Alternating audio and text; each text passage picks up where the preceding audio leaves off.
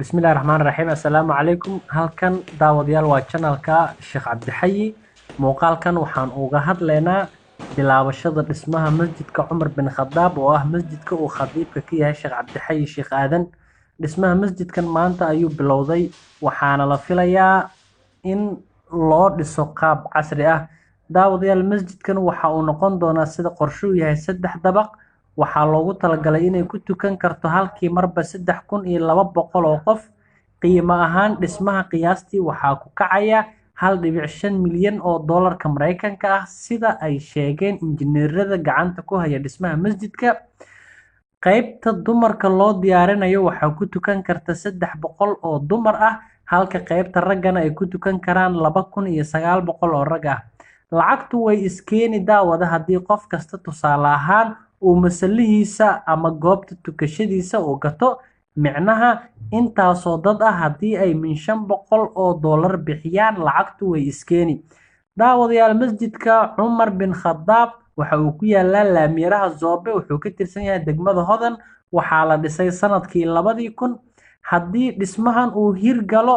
hadda 200 sano kadib wax dhismo ah uma baahan doono masjidka maanta waxaa sidaan idin sheegnayba bilowday dhismaha toddobaadkii hore jimcihii u dambeeyay Sheekh Cabdi Xayi Sheekh Aadan khadiibka masjidka khudbadiisa waxa uu ku sheegay in jimcada ay ahayd jimcadii ugu dambeysay ee uu khudbo ka jeediyay masjidka toddobaadkan ay bilaabanayso dhismaha maanta ayay bilaabatay shaqada ugu badan maanta waxa ay ku koobneed burburinta qaybaha uu ka kooban yahay masjidka si dhismo cusub loo saaro dadka farsamayaqaanada ah ee gacanta ku haya dhismaha waxa ay maanta burburinayeen albaabada iyo daaqadaha masaajidka sidoo kale waxaa la guray dhammaan roogagii iyo alaabihii yiilay masjidka waxaa hawshan kor kala socda injineerka u xilsaaran dhismaha masjidka waxaan isku dayi doonaa inaan marba marka ka dambeysa daawada idinla socodsiino sida ay u socoto dhismaha masjidkan iyadoo aan muuqaalo idinkaga soo duubi doono hadba marxaladda uu galo dhismaha masaajidkan waxaa ku xiran kumanaan dad Soomaaliyeed xilliyada ugu badan ee masjidka la isugu tago waxa ay tahay maalinta Jimcaha oo ah marka uu khudbada ku leeyahay Sheekh Cabdi Xayi Sheekh Aadan oo kamid ah culimada ugu caansan magaalada Muqdisho sheekha waxyaabaha keenay in masjidkiisa uu kamid noqdo midka ugu mashquulka badan waxaa qayb ka ah sida uu marba uga hadlo xaaladda guud ee uu wadanku marayo dadkana talooyin uu ka siiyo halka ay tahay halka la joogo in laga aado guud ahaan qaybtii koobaad ee taxanaha dhismaha masjidka Umar bin Khadaab daawada intaas ayuu inooga egyahay waad ku mahadsan tahay sida aad alaaba u daawato muuqaalada aynu soo gelino channelka Sheekh Cabdi Xayi Sheekh Aadan oo ah channel uu leeyahay sheekha khadiibka ka ah masaajidka Umar bin Khadaab ee ku yaala degmada Hodan haddii daawada aad doonayso inaad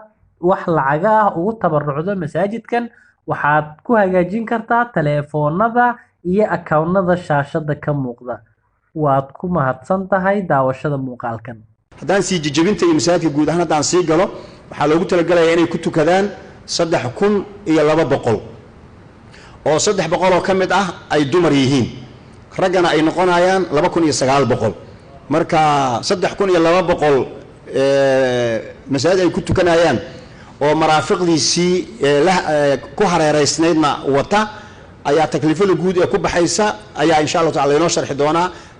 qayb inoogu sharxi doonaa marka aan safiirinay guud ahaan wax ku baxaya oon sii jijabinay waxay noqotay halkii qof inta ku soo aadaysa oo in uu qof ku tukada ah kharashkaas waxay noqonayso qofkii inay ku soo aadayso 500 oo doolar halkii musalle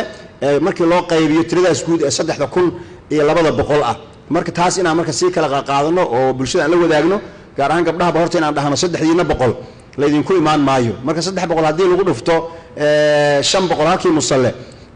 waa 150,000 marka 150,000 kun gabdhaheena waxba kuma aha baryahana ayuutada iyo qaaran arooyinta waa looga haray gabdhaha waa sabaaqaatu lil khayr weligood ay hormari jireen khayrka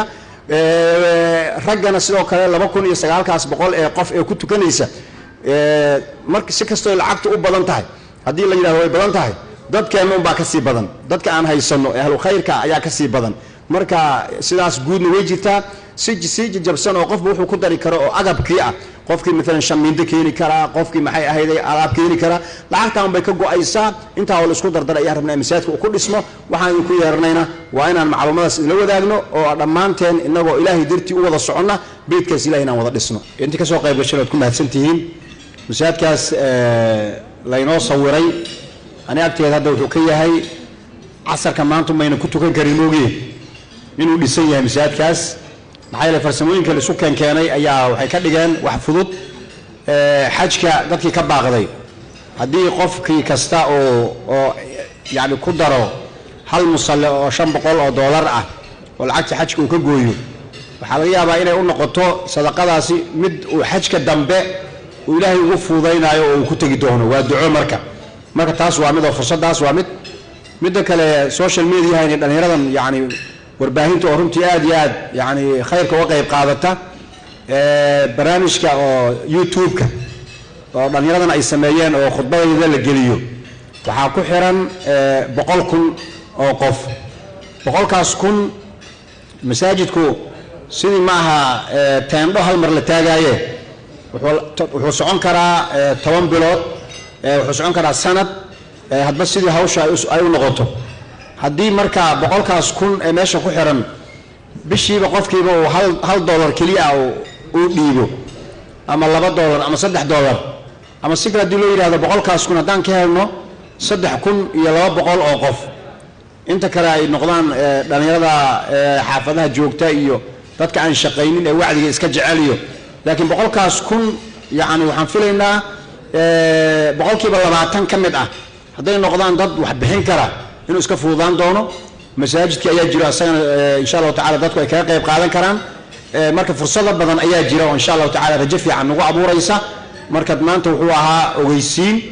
intan ka soo qaybgashan ilaahay waxaan uga rajaynayaa in ajirkoodu uu noqdo maalintii barnaamijkaas la daah furaayay dadkii ka soo qayb galay masaajidkuna uu sababtooda ku dhismay iclaanka ay bixiyeen ajirkooda in halkaas ayaan uga socon doono oo sadaqa jaariya uu noqon doono dadka nagala soconayo warbaahintana markay arkaan inay u soo kala tartami doonaan dad badan oo waxaa jira hadda baan ogahay oo sii ballan qaaday inay gadanayaan boosaskooda hadda haddii la dhahaa shirkad waxaa jirta faa'iido badan dadka u haysa oo sheer lagu darsanayo oo sheerkeeduna uu yahay $500 maanta magaalada dadka ku jira waxaan u malaynaa si loo kala horo in la weyn lahaa marka haddii shirkadii adduunyada uu faa'iidada ay tahay saa loogu tartamayo waxa aan furayno waxay tahay waa shirkad faa'iidadeeda ilaahay laga sugaayo oo quraanku ilaahay man alladhi yuqridu allaha qardan hasanan fayudaa'ifu lahu ad'afan kathira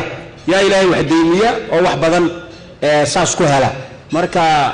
dib male waa shaki loogama jiro waa la helayaa ha antum haula'i tud'auna litunfiqu fi sabilillah quraan markaas wuxuu yiri faminkum man yabkhal wa man yabkhal fa inma yabkhalu an nafsihi wallahu al-ghani wa antum al-fuqara yani wax bixiya leeyahay ilaahina wax male idinkum baa lidin soo jeedinaya qofkii aan wax ku darsanina yani asagu baa naftiisa ka reebtay dad kale oo ilaahay wuxuu helayaa oo ku sharfo inay qayb ka noqdaan oo ajirna uu ka siiyo ilaahay xigmadiisa maalka asaga iskale wa atuum min maali llahi lidha aataakum hadana maalki asagu iska lahaa iyo nafti asagu ina geliyay yaa wuxuu leeyahay janna iiga iibsada waan idinka gadanayaa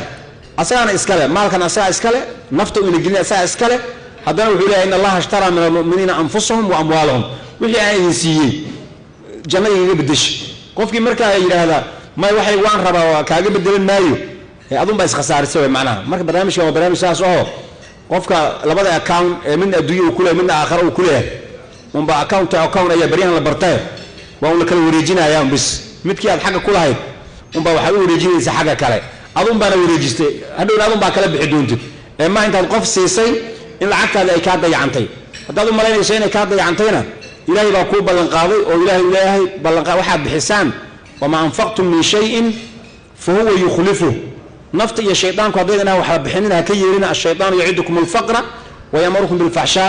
wallahu ya'idukum maghfiratan minhu wa fadla wixii aad bixisay dambina waa lagu dhaafaya wixii aad bixisay in ka badan waa lagu siinaya marka intaas marka la isku daro waxa aynu haynana ay tahay baytullah inaan diyaarinayno sidii uu ku qurux badnaan lahaa oo misaad weyn oo dadka qaado uu noqon lahaa marka aad uma hasantihiin waxaan ugu ducaynaynaa ducada ay malaa'igtu ku ducayso markay dadka wax sadaqaysta ay sadaqaysanayaan oo ah allahumma a'ti munfiqan khalafan halkaasaan ku joojinaynaayo xataa qofkii aan misaanka wax ku darsanin ma habaarayno malagu habaari mugtay qaybta dam wuxuu kii bixin waayeen ilaahu saas yeel inna qaybta dam kuma darayno waxay noo joogtaa oo kaliya allahumma a'ti munfiqan khalafan ilaahu qofkii wax baxsada bedelkiisa si intaas wax baxsatay ayaa inagu filan oo waliba aan filahay inay naga soo hari doonto oo muddo yar oo gaaban arki doontaan ayadoo ilaahay barnaamijkii gabagaba ayuu marayaa intii hore uga qayb qaadatay ilaahay khayr ha siiyo hadda intaan fadhinay lambarkaas oo ifi balaaska ah in badan oo idinka idin kamid ah lambarkii ana ahaayo way soo dhacays taasna waxaa maanta tijaabo iska ahayd hadda waxma idan bixin insaan filayo horta inay gelaysay inkaad ku fiirinayseen marka waad ku mahadsantihiin inay gasheen waad aragteen halkaan kaga sii wada waad mahadsantihiin waxaan rajeeyaa insha Allah taala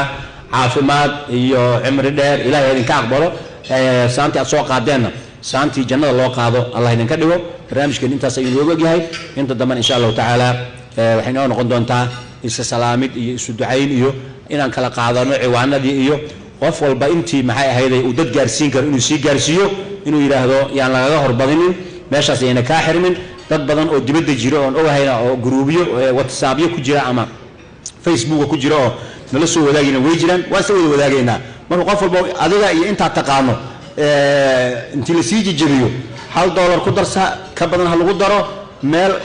ilaa inta qofku kari karo marka aad u maasantiin ilaahay subhanahu wa ta'ala ka baryaynaa inuu inoo fududeeyo ilaahay waxaan ka baryaynaa sadaqadaas inuu ilaahay inuu xifdiyo aafooyinka dhacaya oo koronuhu ka mid yahay ilaahay inuu inaga badbaadiyo dadkii geeriyooday ee sadaqa jaariya loo bixinayana ilaahay subhanahu wa ta'ala qabrigooda inuu waasiciyo inuu qabrigooda u nuuriyo inuu dembigooda u dhaafo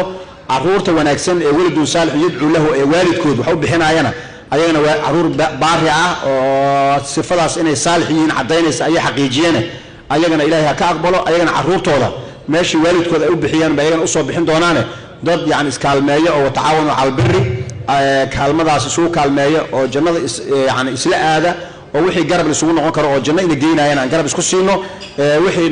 naf iyo shaydaan iyo naar iyo xageedana aan iska soo celino aad u maasantiin